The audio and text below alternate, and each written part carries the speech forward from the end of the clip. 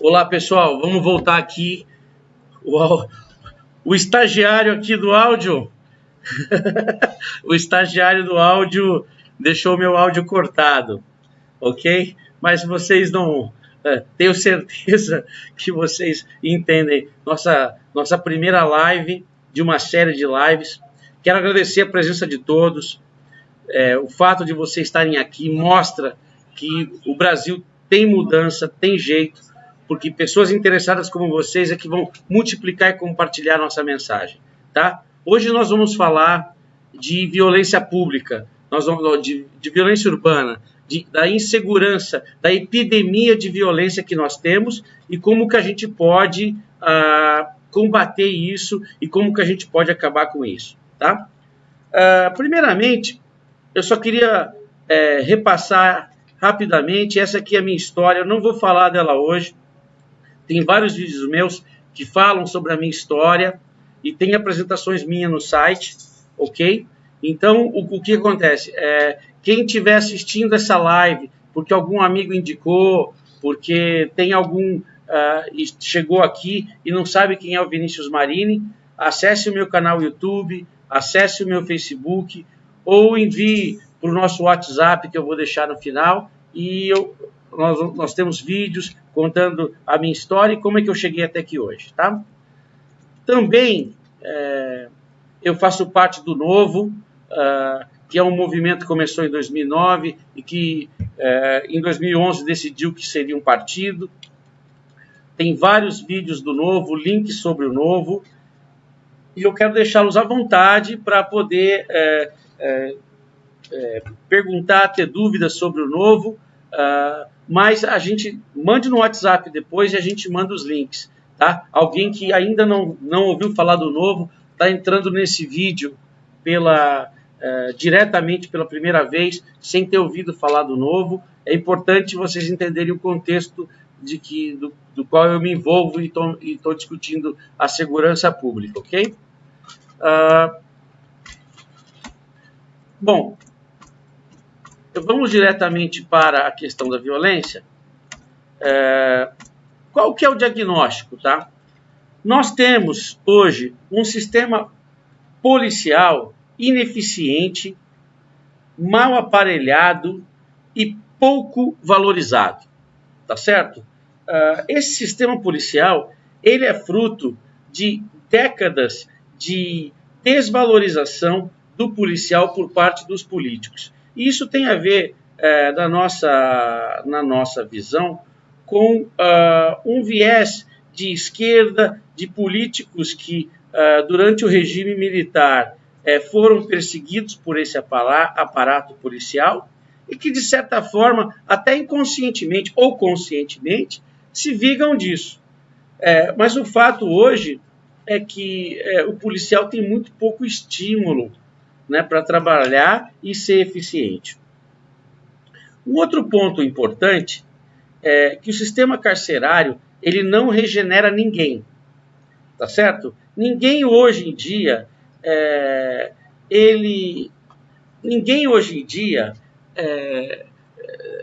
consegue sair do sistema carcerário sem ter um PCC do lado. A gente viu notícias esses dias exatamente sobre isso, né? O PCC agora não cobra mais matrícula. Olha o absurdo. Quer dizer, nós estamos num sistema penitenciário que tem uma organização criminosa cobrando matrícula. Quer dizer, não basta ele arregimentar, ele também cobra matrícula. Quer dizer, é o fim do mundo, um sistema carcerário onde os presos fazem o que querem, né? Até porque, se você é um agente penitenciário, você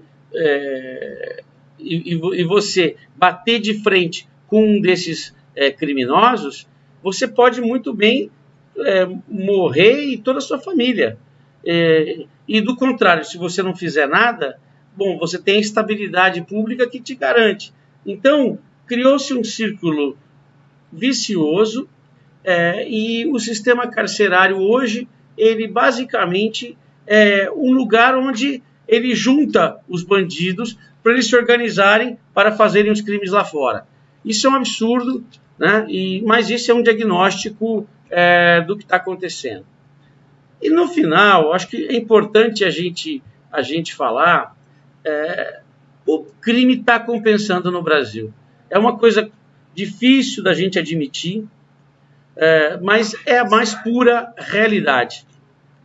Você, com as leis atuais, você vê uma impunidade que graça por todo o país e você não tem o que fazer.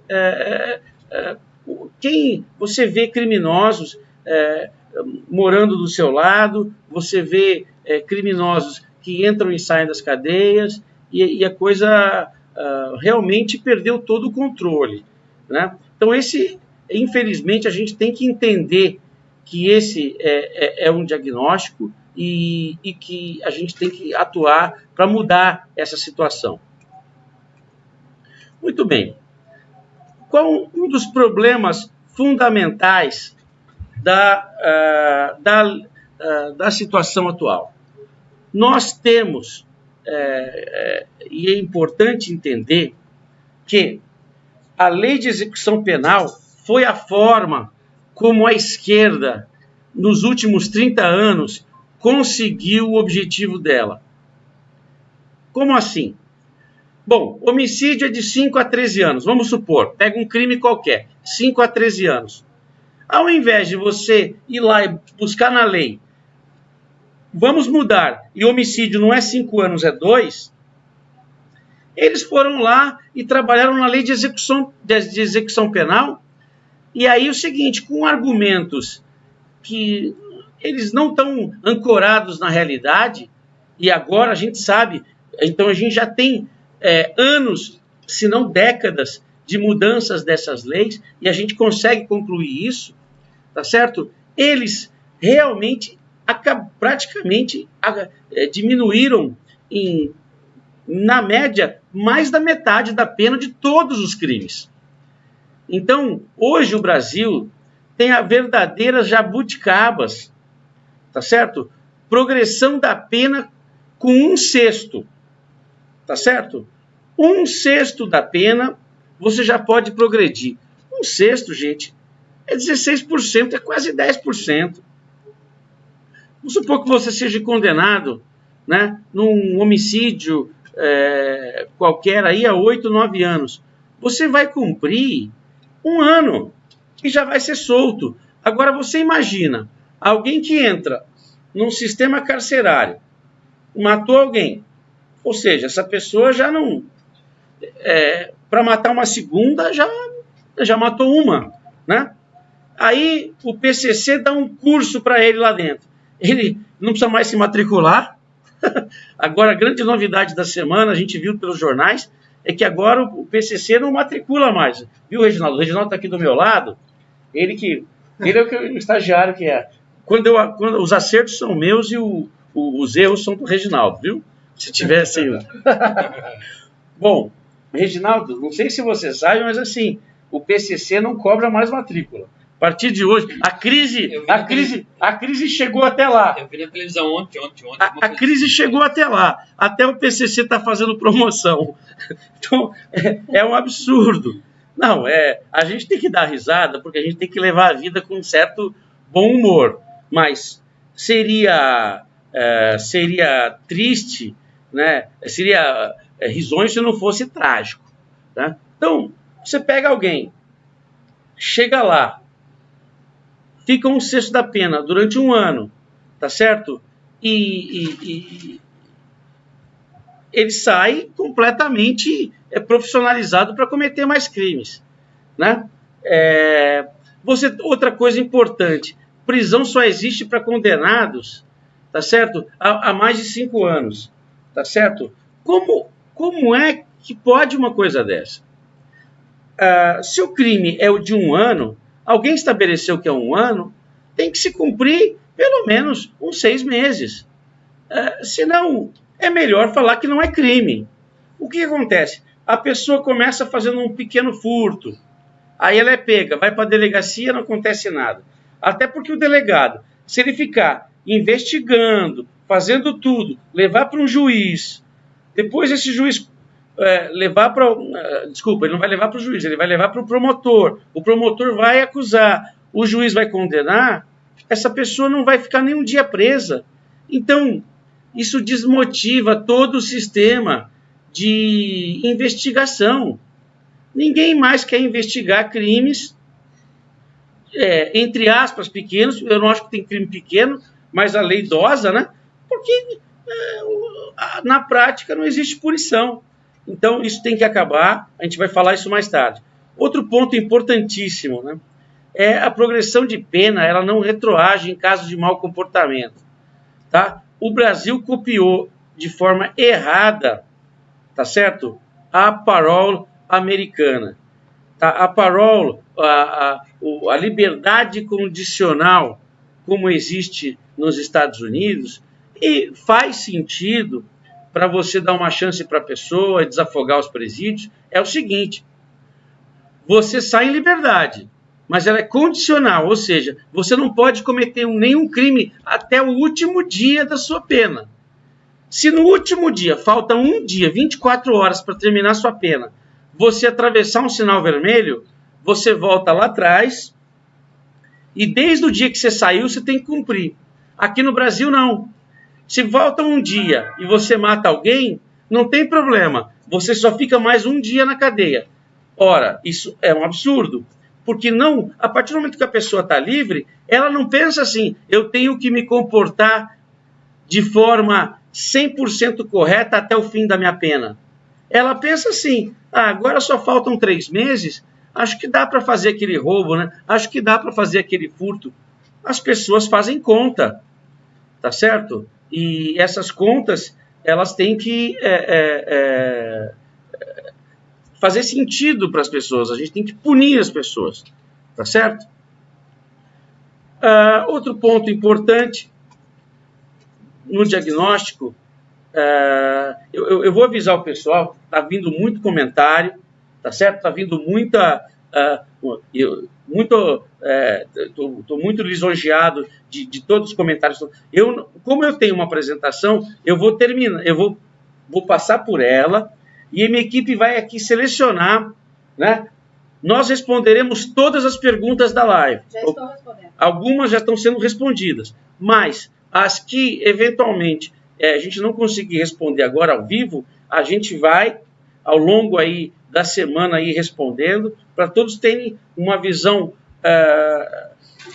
balizada do que eu penso a respeito e das minhas propostas, ok?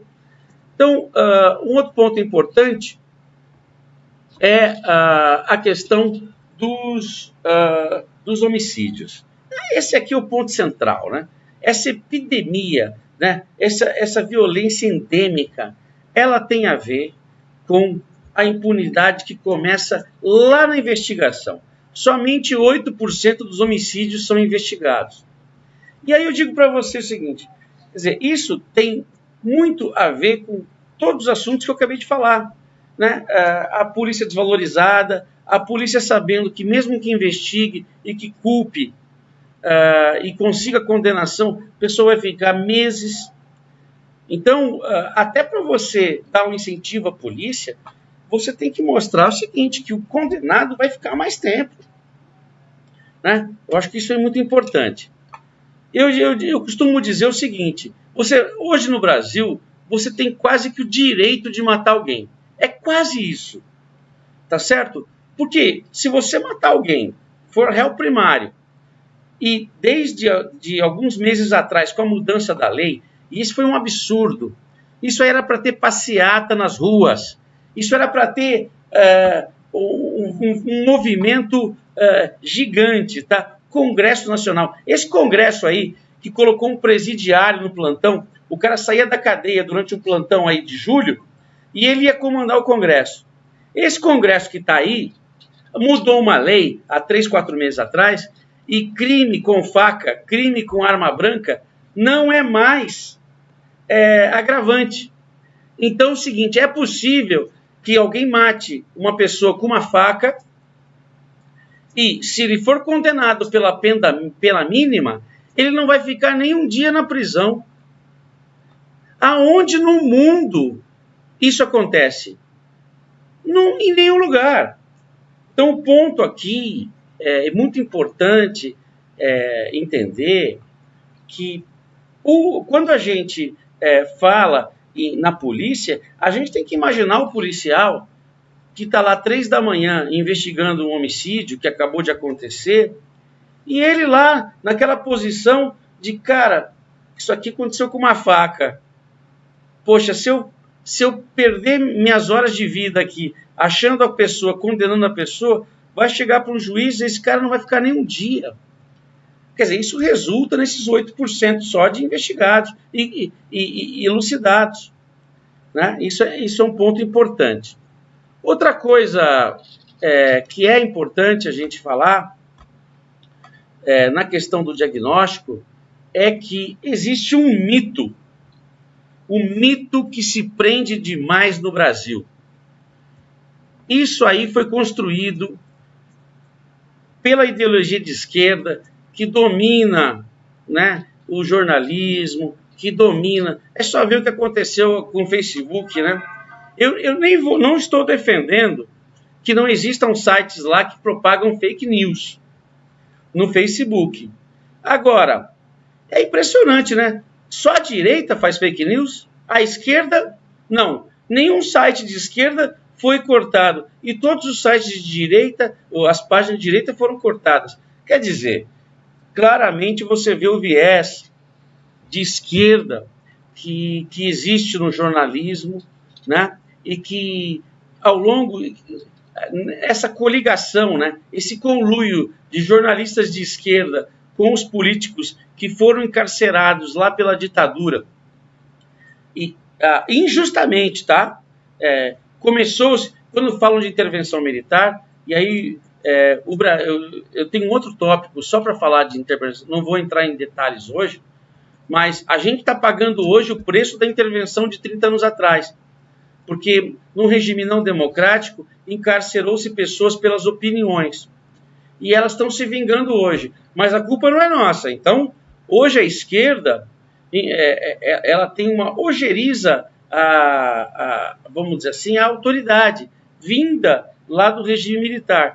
Então, isso causou essas leis, tá certo? E hoje você tem esse mito de que se prende demais, e de fato, tá? As estatísticas ideológicas falam em 800 mil presos. Não é verdade. Não existe 800 mil presos como eles falam que tem. Porque eles contabilizam nesses 800 mil presos do regime semiaberto e aberto. Ora, semiaberto e aberto não está preso. Então, realmente, você vê que já começa por aí. O Brasil é o que mais mata no mundo, 62 mil homicídios por ano, tá? Nem países em guerra têm tantas mortes, e nós somos só o 50º no ranking de presos. Isso foi um conluio de governadores que não queriam construir presídios, porque construir presídio não é popular, a cidade que recebe no começo não gosta, aliás, depois acho que não gosta também. E o que acontece? Mas é um fato, nós precisamos construir presídios. É mais ou menos como a questão do saneamento. Né? Nenhum, né, Reginaldo? Nenhum governador vai ser popular porque, olha, dobrou o número de presídios. Deveria. Ou porque construiu galerias de esgoto. Presídio é tão importante quanto o esgoto. Temos que falar isso porque é a realidade. Nós temos, se a gente não prender as pessoas no ritmo que elas cometem homicídios, elas vão continuar cometendo homicídios. É uma coisa clara. Tem um livro, Free Economics, de um economista de Harvard e tudo, que mostra claramente isso. Tá certo? Bom, outros pontos importantes aqui. Eu tenho esse gráfico aqui, que eu vou mostrar para vocês agora, e esse gráfico, ele demonstra cabalmente o que eu estou falando. A gente sempre ouviu falar, vocês sempre ouviram falar, que o problema da violência do Brasil é pela pobreza, pela falta de educação e pela desigualdade, não é? Todo mundo sempre ouviu isso, em todos os lugares. Mas olha esse gráfico, que gráfico importante. Aliás, esse gráfico está lá no meu site, essa apresentação está lá no meu site, nas propostas. Hoje é a versão em que eu estou explicando, nessa live eu estou explicando a apresentação. Então todos esses slides vocês conseguem acesso através do meu site, para vocês falarem com os amigos, compartilharem com os amigos. Mas esse gráfico é importante porque ele mostra o quê? Na linha verde, ele mostra a distribuição de renda desde 94 para cá. E você pode ver o seguinte, o Brasil é um país desigual, mas menos desigual do que há 30 anos atrás. Na linha amarela, você vê o PIB. O Brasil, olha, como quase não está crescendo nada. E aí é tema para outra live, né? Mas ele é mais rico do que há 30 anos atrás. E o analfabetismo, você pode ver que, por mais que o sistema educacional seja ruim, nós tivemos um avanço e tem pessoas mais educadas. No entanto, você olha pela linha vermelha, 30% de aumento nos homicídios. Quer dizer, tudo caiu 20%, 30% e o homicídio caiu 30%. Então, vamos deixar claro, nos níveis atuais, eu gosto de deixar isso claro, porque falam para mim, não, mas tem a ver, violência tem a ver sim. Não estou dizendo que não tem a ver. Estou dizendo que nos níveis atuais, nós não temos por que dizer que o problema da violência é ligado à riqueza, à desigualdade ou à educação. Eu tenho companheiros que defendem a educação, eu também defendo, eu acho que a educação ela é fundamental, tá certo? Para a gente resolver riqueza, inclusive resolver segurança pública, mas não nos níveis atuais. Se a gente caísse de 60 mil homicídios para 8 mil homicídios, dali para baixo a gente podia falar educação, né? Mas 60 mil por ano não dá, a explicação não é educação e a gente tem que deixar isso claro para as pessoas. Muito bem, então agora a gente vai falar das propostas, tá? Eu vou falar das propostas e aí a gente vai encaminhando para o final e para as perguntas que eles já estão selecionando para a gente poder responder, né? Então vamos lá. Leis penais de execução penal. Basicamente a proposta é o cumprimento de pena em regime fechado a partir de qualquer condenação. A pichação é 15 dias. Depois eu vou discutir como é que ele vai cumprir. Não pode entrar num presídio que tenha PCC, né, para ele virar uma escola de crime. Mas se a gente não dá um aviso para a pessoa, se a gente não dá um susto na pessoa, né, ou seja, ela fez um crime, ela já ficou lá 3 dias na cadeia e saiu, e ela falou, opa, a sociedade está me controlando, a sociedade tem um sistema para realmente punir quem viola as regras, tá certo? Se a gente não tiver isso, ou seja, a gente só vai condenar depois que o cara fez dezenas de crimes, né, e já matou pessoas, tá certo? Isso é um incentivo ao crime. Outro ponto importante é retirar do Código Penal, né, a condenação e substituir por multa no caso de crimes leves. Então, se a esquerda ou se mesmo a sociedade entende, olha, pichação não é crime, então não é crime. Então a gente fala que é contravenção, não vai ser punido, não vai ficar nenhum dia, mas que fique às claras, que fique lá escrito no Código Penal. O que não pode é essa questão de, sabe, de o tempo todo ficar o cara crime de 1, 2, 3 anos e que não acontece nada. Outro ponto importante, dobrar o tempo para a progressão de regime. Então, eu acredito em evolução, não em revolução nessa área, tá? Então, olha, então tá, Vinícius, então você defende acabar com o sexto e cumprir tudo? Não, mas no mínimo, tá? E aí, todas essas pautas, tá? Eu tive uma tarde inteira com o desembargador Edson Brandão.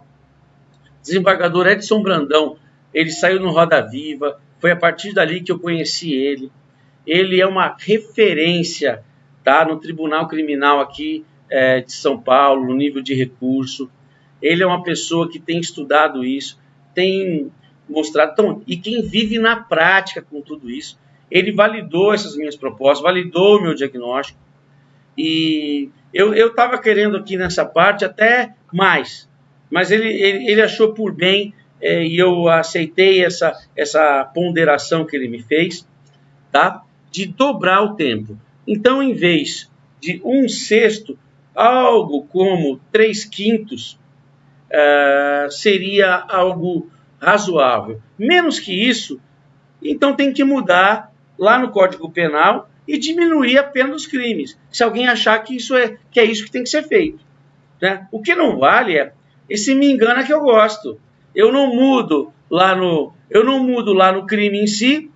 Eu não tenho coragem de falar para a população que determinado crime eu vou reduzir a pena, e eu vou lá na execução penal de forma subreptícia, com argumentos lá que não colam na prática, e mudo isso, né? Outro ponto que eu já comentei no diagnóstico: em caso de mau comportamento, o cara vai ter que voltar a cumprir a pena desde o dia que saiu. Desde o dia que saiu. Ou seja, a pessoa que sair do presídio, ela vai saber o seguinte: negão, se você tem mais 12 anos de pena para cumprir, é bom você ficar 12 anos se comportando.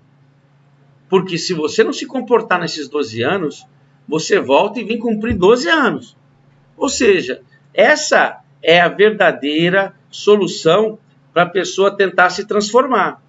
Agora, do jeito que é hoje no Brasil, o cara sai, já tá contando o tempo como se ele estivesse preso, isso não dá, tá certo? Outro ponto importante: a decisão da maioridade penal.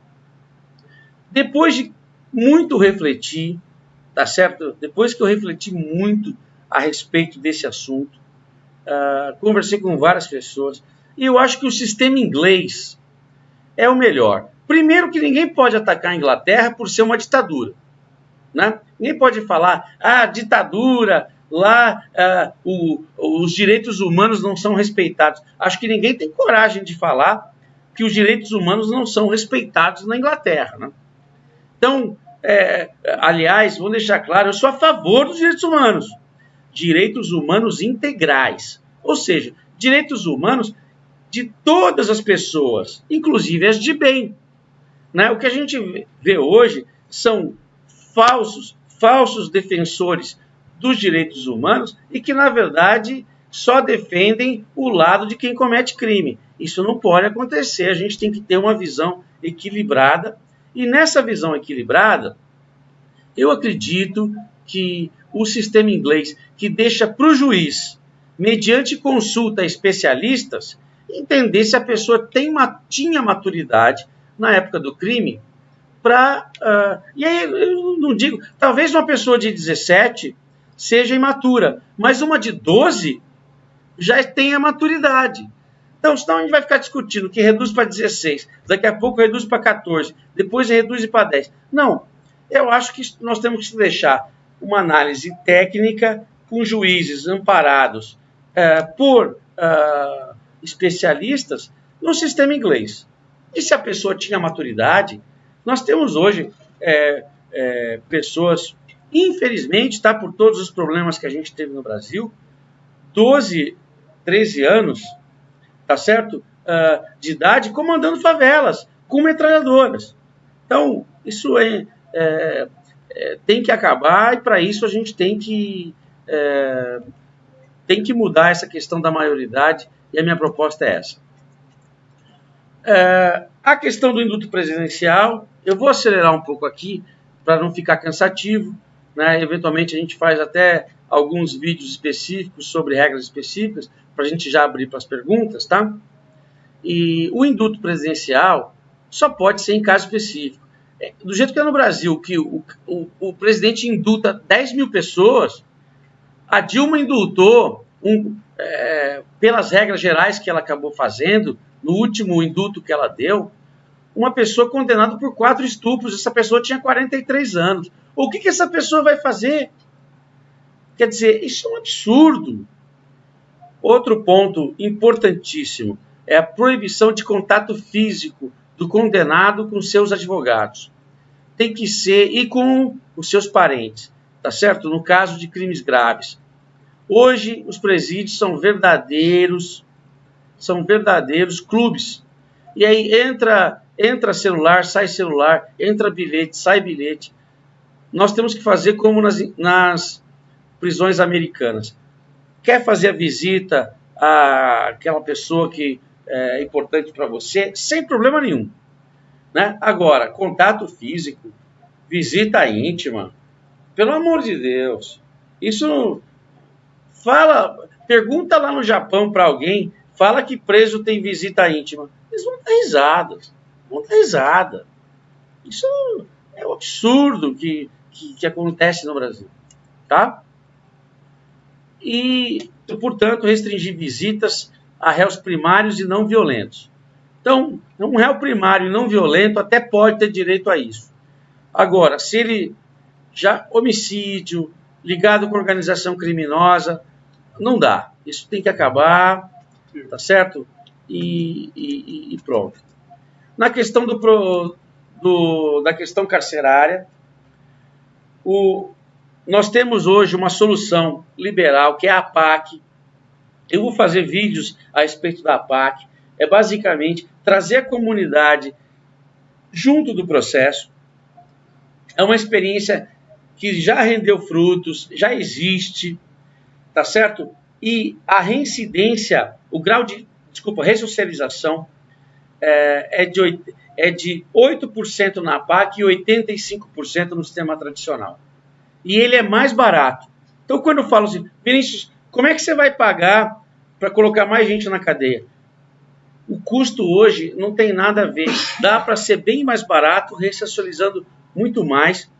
E eu vou fazer um vídeo específico sobre as APACs. E quem quiser já pode consultar pela internet a APAC, né, sistema alternativa de sistema presidiário, e vai ver que é uma solução mesmo. Bom, estou caminhando para o final.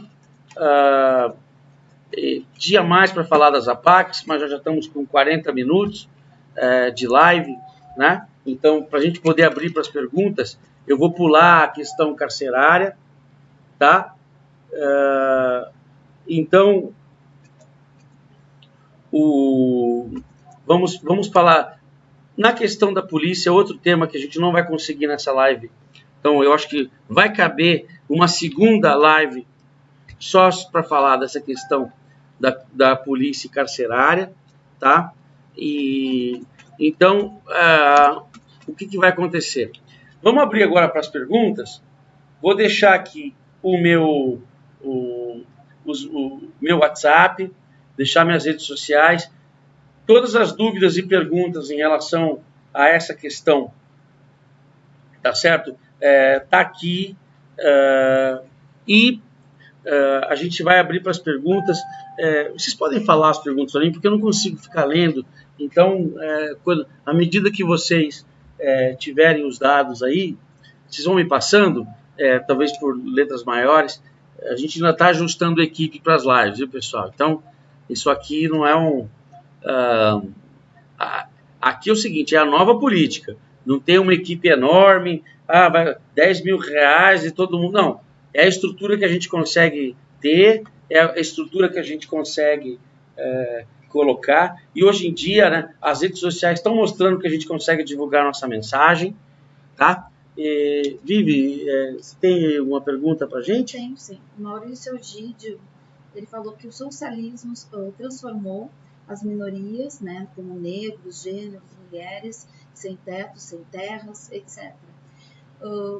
Como é que a gente faz para combater essa desigualdade social dentro do sistema carcerário, para a questão dos direitos humanos também? Olha, essa questão das minorias e tudo, eu entendo o seguinte. Primeiro, tá, eu acho que crime é uma decisão individual e a gente tem que deixar claro que é uma decisão individual.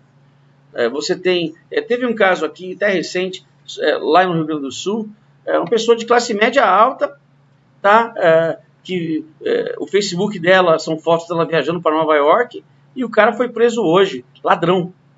Então, a decisão pessoal. O que a gente tem que fazer através da educação, igualdade de oportunidades. Uma das minhas pautas é a primeira infância. Eu vou fazer uma live sobre isso, como a gente dá igualdade de oportunidade a todos, né? Seja homem, mulher, seja negro, tenha passado rico ou pobre. A solução no longo prazo é essa, mas eu estou falando da solução endêmica, do problema endêmico que agora nós temos. Nós não podemos, mesmo que a gente resolva educação e desigualdade e pobreza, amanhã vai continuar tendo bandidagem pelos próximos 10, 15 anos. O que nós vamos fazer até lá? Nós vamos ficar parados esperando? Então, eu tenho uma outra pauta.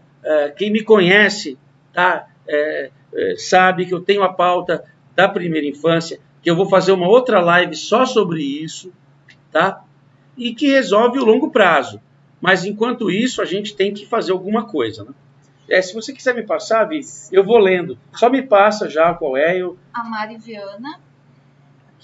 Tá. É possível, a Mari Viana, tudo bom, Mari? Ela pergunta, é possível isolar presos de visitas? Eu já justamente falei, né? Eu acho que nós temos que isolar. Esse foi um ponto, provavelmente, isso foi perguntado antes, né? A Mari pergunta sobre privatização de presídios, tá? As APACs são uma solução já aprovada. Ela não é uma privatização completa, é a sociedade civil ajudando a administração dos presídios. Tá? Isso funciona, não é bem uma privatização, mas tem um componente privado, né? E a gente não tem que ter ideologia. Eu acho assim, tem um sistema que está funcionando, ou seja, consegue custar 35% a menos e consegue regenerar os preços, por que eu vou inventar uma privatização total? Né? Só por ideologia? Não. Eu hoje defendo as APACs, que é uma espécie de parceria público-privada. Eu recomendo que quem estiver interessado busque na internet, né? Eu acredito que essa seja uma solução. Tá certo? Tem mais alguma coisa aí, Joãozinho? A própria Mara pergunta também a respeito do vidro blindado. Não, isso a gente já acabei de falar. Se vocês puderem, a gente se perdeu aqui, a verdade é essa, e com novas perguntas aqui, o Cássio tá perguntando, tem que dar um jeito de colocar uma lei onde crime de corrupção em cargos públicos são crime contra a pátria. Essas pessoas matam milhões indiretamente. Cássio, não tenha dúvida, o crime de corrupção, esses crimes, eles deveriam, eu acredito o seguinte, tá? Com a revisão da lei de execução penal, tá? As pessoas já ficariam muito na cadeia. Se a gente manter a lei da delação premiada, revisão em segunda instância, né? E aí tem um outro tema, eu falo lá, eu tenho uma outra pauta, tá? Que é a defesa do legado da Lava Jato. Eu não toquei aqui nessa parte de corrupção, porque hoje o tema é de violência. Então, mas eu vou fazer uma outra live só sobre a defesa do legado da Lava Jato, dos procuradores de Curitiba, dos procuradores da Procuradoria-Geral da República, que fizeram um trabalho pela primeira vez na história do Brasil, nós tivemos presidentes presos, presidente da Câmara preso. Então, a questão, se a gente conseguir aumentar, que eles fiquem mais na cadeia e conseguir simplesmente executar a lei atual, que só sai da cadeia, só tem progressão de pena se devolver todo o dinheiro que roubou, isso já é lei, tá?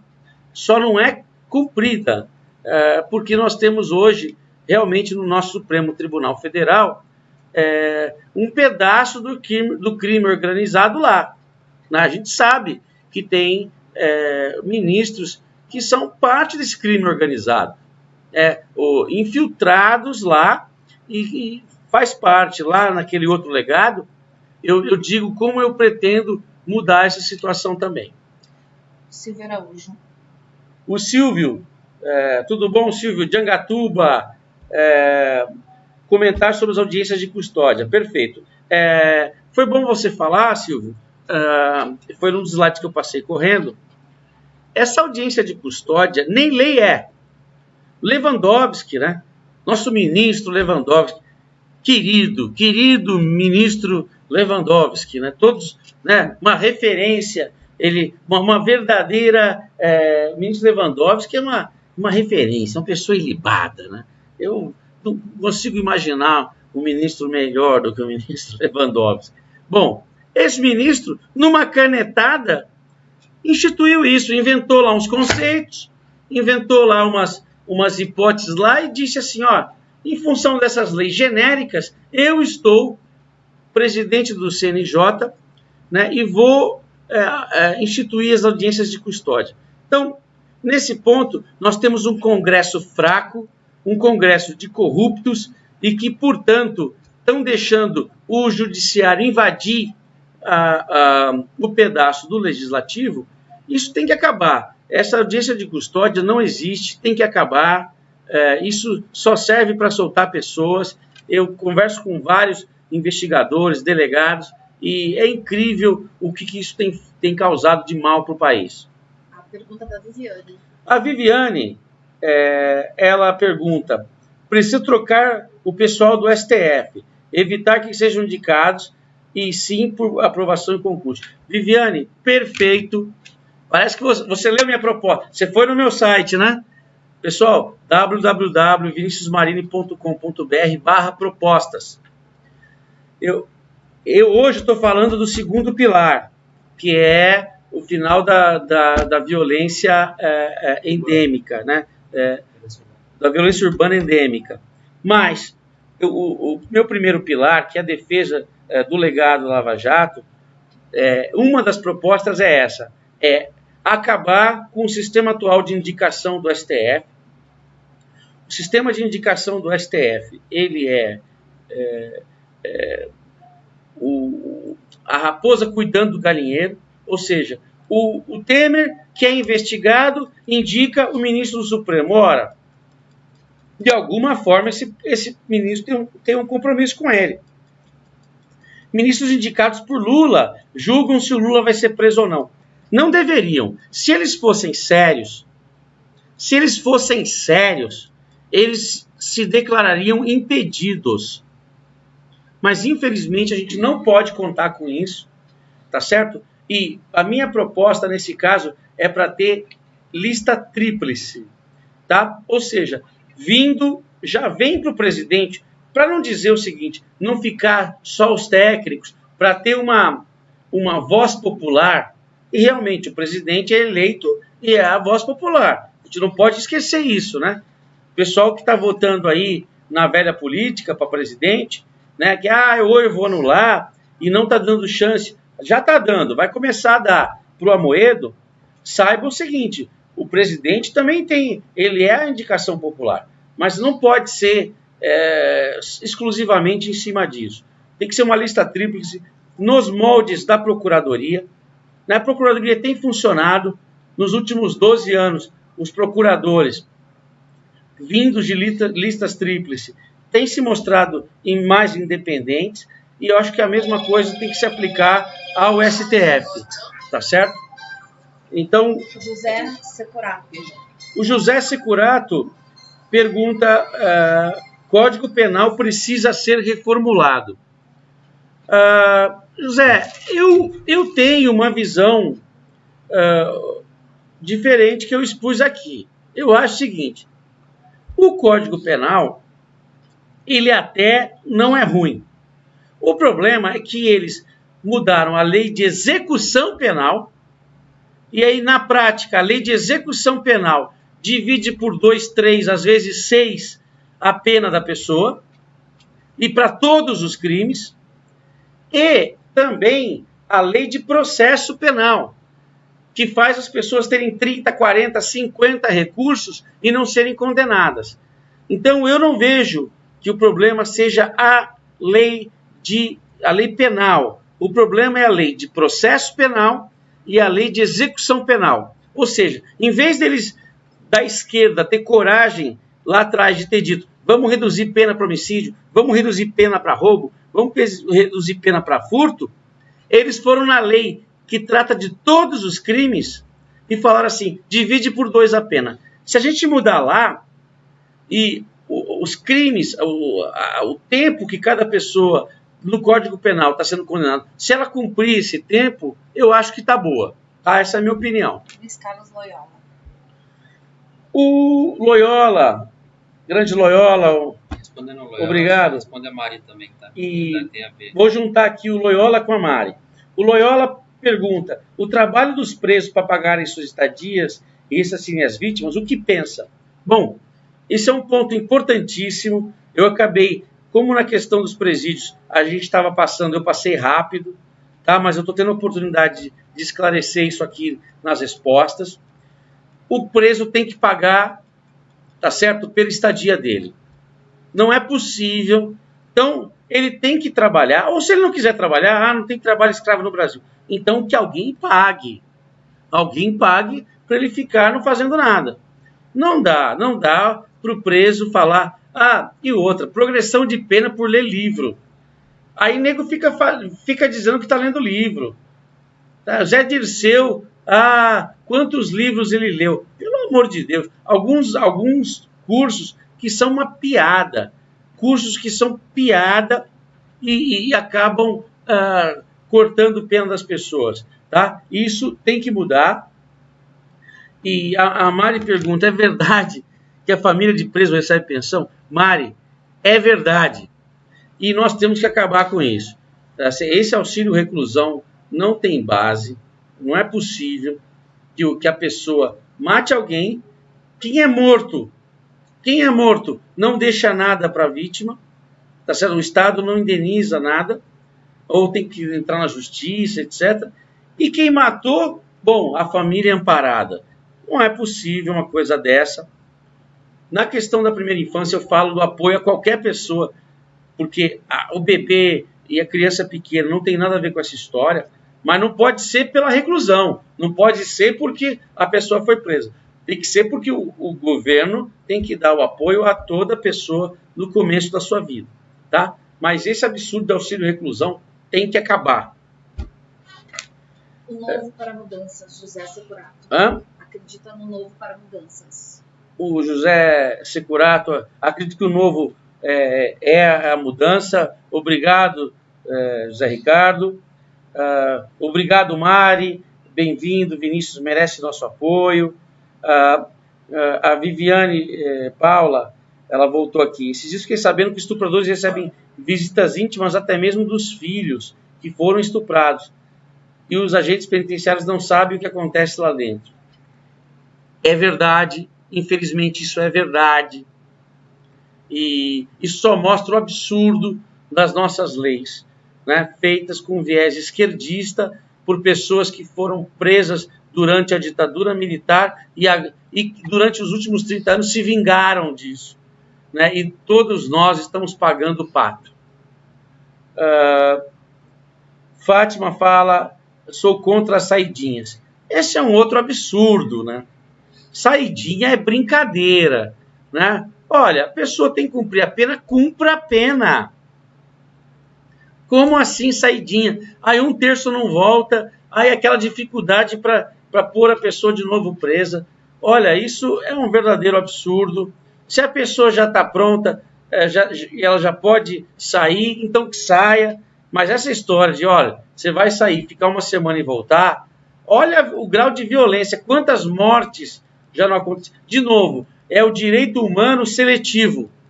Não pensam no direito de quem vai ser morto, de quem vai ser roubado, de quem vai ser furtado pelas pessoas que ainda não estão prontas para voltar para a sociedade. Então isso é um absurdo, não existe, tem que acabar. Bom, então acho que é isso. Estou aguardando, eu vou aguardar, tem um delay, tá? Então, às vezes, leva 1, 2 minutos para as mensagens e perguntas chegarem aqui, mas nós já estamos com quase 1 hora de live, né? Hã? Isso. Nós já estamos aqui com 1 hora de live, que eu acho que é um tempo suficiente. Eu já quero ir agradecendo, então, a todos que participaram. Compartilhem essa live com os amigos, tá certo? Eu acho que aqui a gente falou de muito assunto importante, mudança que precisa ser feita, tá certo? E compartilhe também os meus dados, compartilhe o meu WhatsApp, mande um oi, aqui a gente vai mandar notícias, a nossa página. Só assim, só vocês engajados vão conseguir espalhar a mensagem. A gente sozinho não consegue fazer isso. A gente não é da velha política. A gente não tem um exército de cabos eleitorais pagos para fazer o nosso trabalho. Então, para divulgar a nossa proposta, a gente precisa do apoio de todos. Ok? Mais alguma coisa? Podemos encerrar por aqui? Olha, eu agradeço vocês, agradeço todo mundo e no próximo domingo vamos vir com uma próxima live que a gente já vai estar divulgando e vamos com tudo. Um abraço, tudo de bom para vocês, tudo de bom.